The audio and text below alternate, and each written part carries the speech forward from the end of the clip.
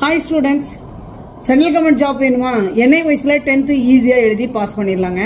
இப்போ ஆல்ரெடி ஏற்கனவே பழைய போர்டு அதாவது CBSE ல கம்பார்ட்மெண்ட் 10th ல 2 சப்ஜெக்ட் பாஸ் பண்ணி இருக்கோம், ஸ்டேட் போர்டுல 3 சப்ஜெக்ட் ஃபெயில், இன்டர்நேஷனல் சிலபஸ்ல ஃபெயில் ஆயிருக்கறவங்க எல்லாம் எல்லாரும் வந்து அந்த பாஸ் ஆன மார்க்க ட்ரான்ஸ்ஃபர் ஆஃப் கிரெடிட்ல வாங்கி NI வயசுல ஈஸியா ஸ்ட்ரீம் 2 ஓபன் ஆயிருக்கு உங்களுக்கு. நீங்க உங்க அக்டோபர்ல அந்த எக்ஸாம் எழுதிக்கலாம்.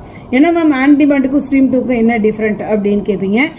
ஆன் டிமாண்ட்ல உங்களுக்கு டிஎம்ஏ மார்க் கிடைக்காது. இப்போ நீங்க அக்டோபர் ஸ்ட்ரீம் 2ல அப்ளை பண்ணீங்கன்னா உங்களுக்கு டிஎம்ஏ மார்க் பிளஸ் பிராக்டிகல் ரெண்டு சேர்த்து உங்களுக்கு வரும். ஈஸியா பாஸ் பண்றதுக்கும் உங்களுக்கு வழி இருக்கு.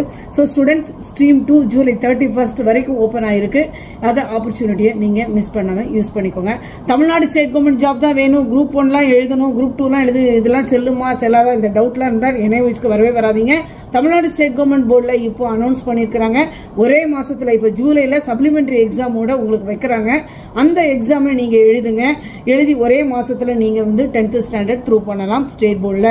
சோ ஸ்டூடெண்ட்ஸ், நீங்க செலக்ட் பண்ற உங்களுடைய ஃபியூச்சர், நான் ஸ்டூடெண்டோட ஃபியூச்சர் அவங்களுடைய லைஃப்ல வந்து நான் வந்து பொய் சொல்ல மாட்டேன், ஏமாத்த மாட்டேன். சோ ஸ்டூடெண்ட்ஸ், நீங்க உங்களுக்கு எது முக்கியம், அவுட் ஆஃப் தமிழ்நாடு போறீங்களா, அப்ராட் வரைக்கும் போறீங்களா, நீங்க சென்ட்ரல் போர்டுக்கு வாங்க. This is NIOS government certification உங்களுக்கு கிடைக்கும். இதுல எந்த ஒரு ஏமாத்துறது அப்படியெல்லாம் எதுவும் கிடையாது. நீங்க வந்து உங்க நாலேஜை வேர்ல்டு வைடா கொண்டு போறதுக்கு இது ஒரு சான்ஸ்.